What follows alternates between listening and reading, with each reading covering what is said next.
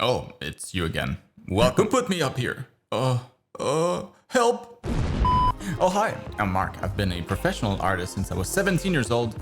I'm self-taught and now I teach art for a living. In this week's episode of YouTube Art School, I want to share with you how to go about and be successful at learning art without going to art school on your own terms. Maybe you're already doing it, but struggling. Well, it worked for me, and I know it can work for you too with the right approach. And I know because I've already helped thousands of my own students do just that, saving them and maybe saving you thousands or tens of thousands of dollars in the process.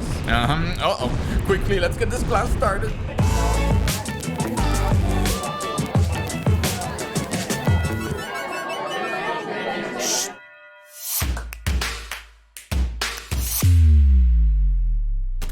All right, class is in session. Pay attention. Before we go into the how, why would you want to be self-taught in the first place? What is self-teaching anyways? I personally see it as someone who's not attending a traditional school or a course where you have a student-teacher direct relationship. Self-teaching is essentially learning to self-critique your own progress as you gather your learning material outside of a more formal educational system, something like that. It's not for everyone, of course, but personally, I've always found it to be the best for me to be in full control of what I seek to learn based on my own specific needs. And I just happened to learn exactly what I needed to start working as a comic book colorist at the age of 17 and then getting hired as a concept artist for a game company at 19. If there was just one skill that I could attribute to my professional success, it's seeking just the right knowledge at any given time. And now, almost 20 years after turning pro and confirming this again and again, here's what I firmly believe will allow you to do the same. Here's how to be a self-taught artist.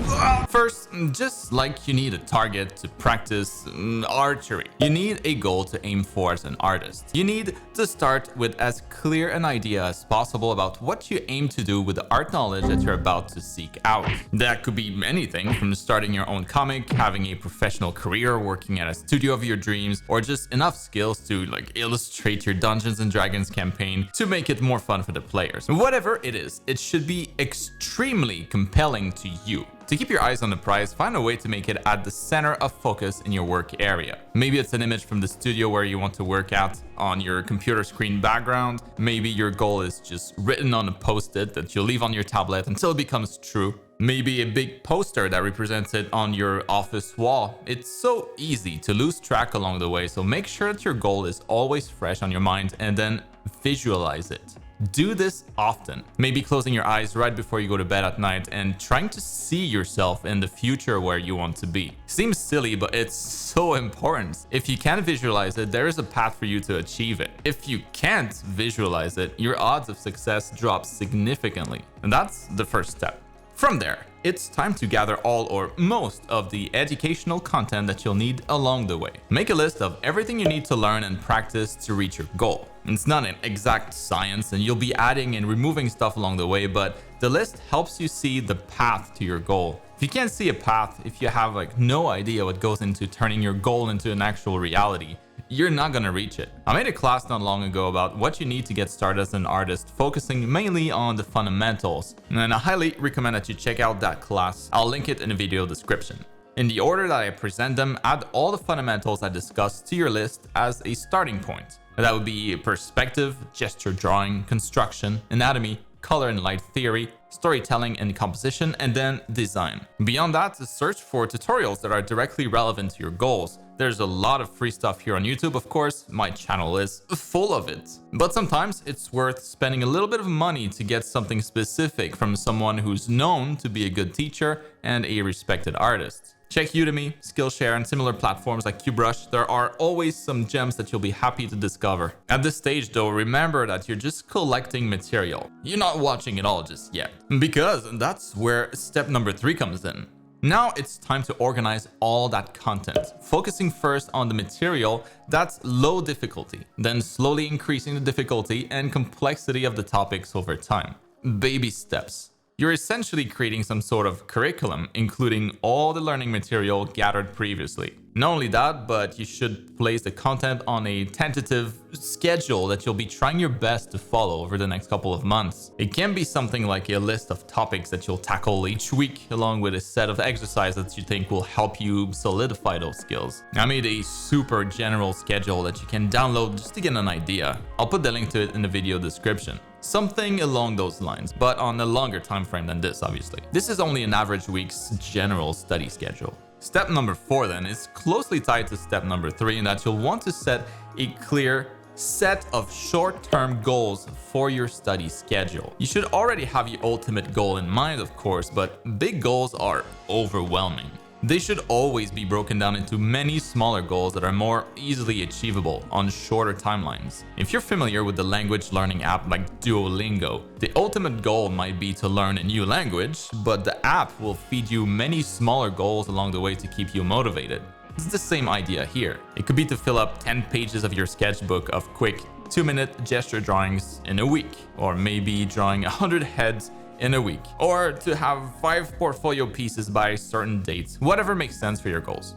And then the last step before I move on to the psychological part of the process, which is just as important, if not more than what we've seen so far. In number 5, you'll want to document and share your progress. That's on one hand making sure that you keep good track of your artistic development by, saving all your sketchbooks and organizing them by date, or doing the same digitally with each of your studies on your computer in well-organized folders. And on the other hand, by sharing said progress with peers, whether you join a Discord server or some art forums. There's no such thing as true self-learning. In the end, you'll always need the input of other artists that are both better and worse than you at any given time. Not only because they might help you realize mistakes you were not yet aware of, but also sharing with others keeps you accountable. There's an undeniable extra energy that comes from doing this with other like-minded people. Seeing others grind for the same goal alongside you is super motivating. Anyways, those are the 5 steps to get started.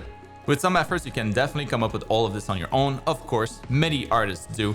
But if you're looking for help, if you're looking to learn from an experienced professional who knows what it takes, take a look at my complete art education program. You can think of it as a full package for those looking to be self-taught artists. All the work that we just talked about is already done for you. It's only a matter of sitting down and working through it. It took me over 2 years to create, working on it full time, and it's still being updated 5 years later. It's my baby and I'm very, very proud of it. Check the coupon in the video description for a huge discount on the full program, valid until the end of the month only. There's still some time left, so don't miss out. Now back to the video. Of course, having the proper structure and approach is key. But often an equally important aspect is the psychological approach. It's one thing to know what to do, it's another to get your lazy brain to do it. The main obstacle to achieving your goal is almost always ourselves. So let's wrap up the class with a few things to keep in mind to increase your chances at success as much as possible. How to manage your psychology. And just being aware of this stuff should already help.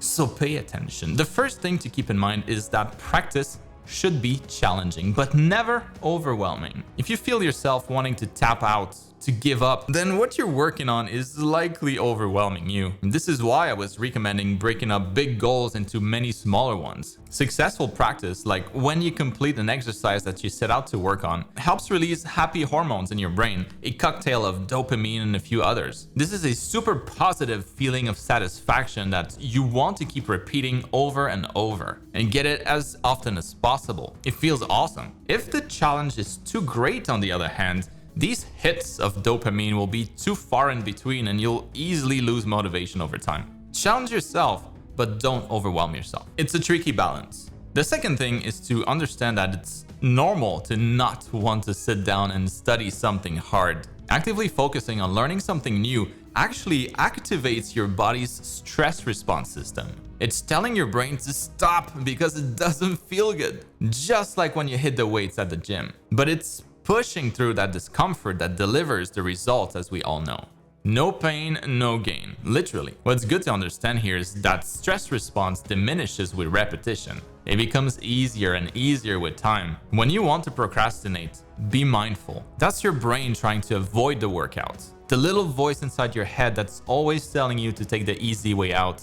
Don't let that lazy bastard do it. You're the boss. You're in charge. And then finally, the fuel that allows you to learn anything in the first place is focus.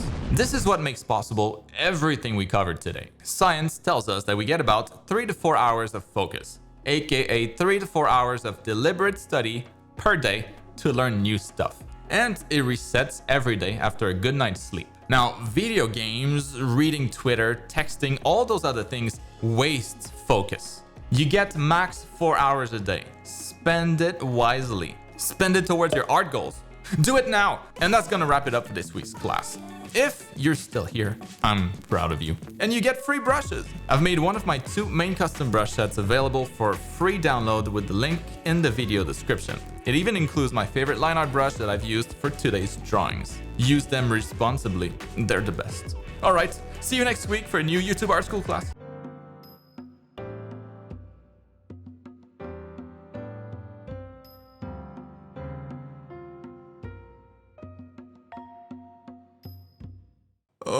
Help!